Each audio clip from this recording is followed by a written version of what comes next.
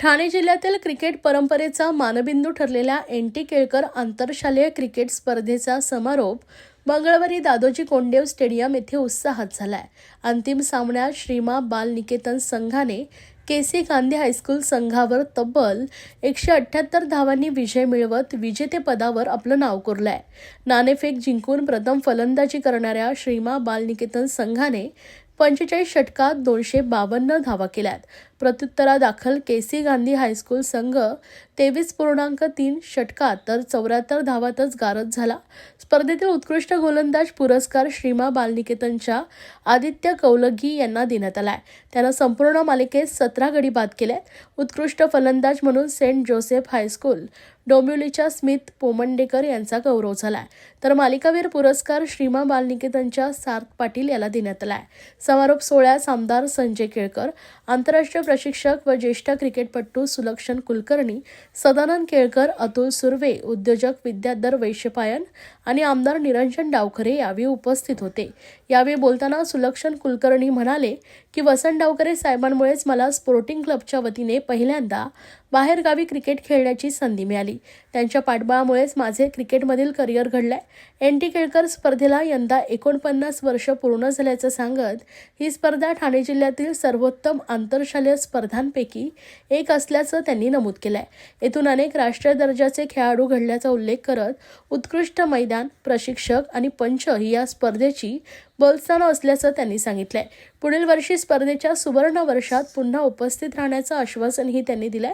आमदार संजय केळकर यांनी आपल्या भाषणात सांगितले की कॉलेजमध्ये शिक्षण घेत असतानाच या स्पर्धेची सुरुवात करण्यात आली आणि आज ती 49व्या वर्षात पोहोचली। ही देशातील पहिली अशी आंतरशालेय क्रिकेट स्पर्धा असून येथे कोणतीही नोंदणी फी किंवा पंच फी घेतली जात नाही। ठाणे जिल्ह्यातील खेळाडूंना संधी देणे हा या मुख्य स्पर्धेचा उद्देश आहे। आतापर्यंत जिल्हा, राज्य आणि आंतरराष्ट्रीय पातळीवर 650हून अधिक खेळाडू या स्पर्धेतून घडल्याचं त्यांनी सांगितलंय। सध्या मुंबई क्रिकेटमध्ये ठाण्यातील खेळाडू मोठ्या प्रमाणावर दिसत असल्याचा अभिमान त्यांनी व्यक्त केलाय।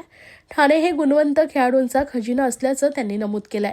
विजेते व उपविजेते संघाचे अभिनंदन करत पुढील वर्षी सुवर्ण वर्षानिमित्त स्पर्धेचा इतिहास उलगडून दाखवण्यासह अनेक माजी व विद्यमान खेळाडूंचा सन्मान करण्यात येणार असल्याचीही माहिती दिली आहे। या समारोपाने एन.टी. केळकर आंतरशालेय क्रिकेट स्पर्धेने ठाणे जिल्ह्यातील क्रिकेट संस्कृती अधिक बळकट केल्याचे सूत्रसंचालक बाळाराम खोपकर यांनी सांगितले। N T. Kelkar memorial interschool cricket tournament जी आहे ती जी ठाणे जिल्ह्याच्या शालेय खेळाडूंसाठी आहे आणि जी मुंबई क्रिकेट असोसिएशनच्या मान्यतेने आपण घेतो त्याला आज 49 वर्ष झाली। हे 49 वर्षाची टुर्नामेंट आज संपन्न झाली। त्याची फायनल मॅच आणि आज बक्षीस समारंभ ज्येष्ठ प्रशिक्षक सुलक्षण कुलकर्णीच्या माध्यमातून झाला आणि ही टुर्नामेंट म्हणजे ठाणेकरांना आणि ठाणे जिल्ह्यातल्या खेळाडूंना एक फार मोठी प्रतिष्ठेची टुर्नामेंट, कारण की ज्या वेळेला टुर्नामेंटच नव्हती खेळायला त्यावेळेला आम्ही मंडळींनी ही एन.टी. केळकर इंटरस्कूल टुर्नामेंट सुरू केली।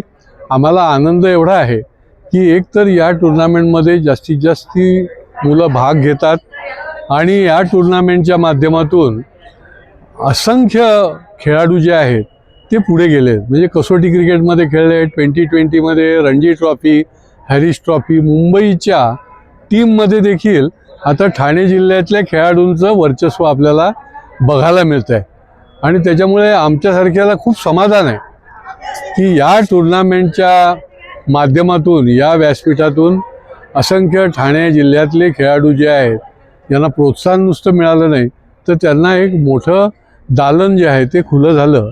आज देखील श्रीमा निकेतन विजयी ठरली आणि उपविजयी जी आहे ती के.सी. गांधी कल्याण शहरामधली शाळा आहे, ते खेळाडू ते उपविजयी ठरले आणि या माध्यमातूनच ठाणे आणि ठाणे जिल्ह्यातला क्रिकेट आणि क्रिकेट खेळाडू हे पुढे जात आहेत आणि याचा आपल्याला सार्थ अभिमान आहे। 49व्या एन.टी. केळकर ट्रॉफीचं मी अभिनंदन करतो आणि माझे मित्र संजय केळकर साहेब यांचं मी मनापासून अभिनंदन करतो, कारण त्यांनी एवढ्या मेहनतीने ही टुर्नामेंट चालू ठेवली आहे। चालू ठेवणं हेच खूप मोठं एक हे काम आहे आणि मुंबई क्रिकेटमध्ये सुद्धा आणि ठाणे जिल्ह्यातमध्ये ही स्पर्धा चालू ठेवून या स्पर्धेमध्ये ते सातत्य ठेवलं, एक स्टँडर्ड पण मेंटेन करणं खूप जरुरी आहे. मला वाटतं ते स्टँडर्ड मेंटेन करण्याचं मोठं काम केळकर साहेबांनी केलं आहे. मुलांना ह्या मैदानात खेळायला मिळणं, स्टेडियमसारख्या इतक्या चांगल्या ग्राउंडवर खेळायला मिळणं हे पण खूप महत्त्वाची गोष्ट आहे. आणि इतकी चांगली स्पर्धा होते, मला खूप आनंद आहे. केळकर ट्रॉफीचा दर्जा खूप चांगला आहे आणि हा दर्जा चांगला असल्यामुळेच एवढी मोठे प्लेयर इतक्या वर्षापासून रिप्रेझेंट करत आहेत, देशाला रिप्रेझेंट करत आहेत. त्यामुळे येणाऱ्या काळामध्ये सुद्धा ह्याच स्पर्धेतर्फे बरेच प्लेयर खेळतील आणि माझ्या पुढच्या वर्षी 50 वर्ष जे येणारे सुवर्ण महोत्सवी वर्ष, त्या स्पर्धेसाठी पण खूप खूप शुभेच्छा असतील. सर, पुढच्या वर्षी तुम्ही कुठला तरी एक बॉल वापरण्यात यावा अशी विनंती केलेली आहे अँटी केळकरला, काय विशेष त्याचं आहे? भारतातला सर्वोत्तम बॉल त्याला म्हणतो आपण एसजी टेस्ट बॉल म्हणतोय, एसजी बॉल म्हणतोय. एसजी कंपनीचे जे बॉल असतात ते सर्वोत्तम बॉल आहेत, जे टेस्ट मॅचला वापरले जातात, रणजी ट्रॉफीला वापरले जातात, अंडर 15, 19 सगळ्या स्पर्धेच्या BCCIच्या सगळ्या स्पर्धेला वापरले जातात. तर ते बॉल आत्ता मुंबईमध्ये गेल्या 2 वर्षापासून गायलशील्ड हॅरिसशील्ड जे आंतरशालेय स्पर्धा होते त्या स्पर्धेमध्ये वापरले जातात. ते बॉल मला वाटतं केळकर ट्रॉफीमध्ये जर वापरले तर खूप चांगलं होईल, जेणेकरून दोघांमध्ये एक समन्वय साधला जाईल, समतोल साधला जाईल. म्हणजे बॉलर आणि बॅट्समनमधला एक समतोल असतो, तर तो समतोल साधण्याचा एसजी बॉल प्रयत्न करत असतो. आणि पुढच्या वर्षी मी प्रयत्न करीन की ही टुर्नामेंट एसजी बॉलनी व्हावी.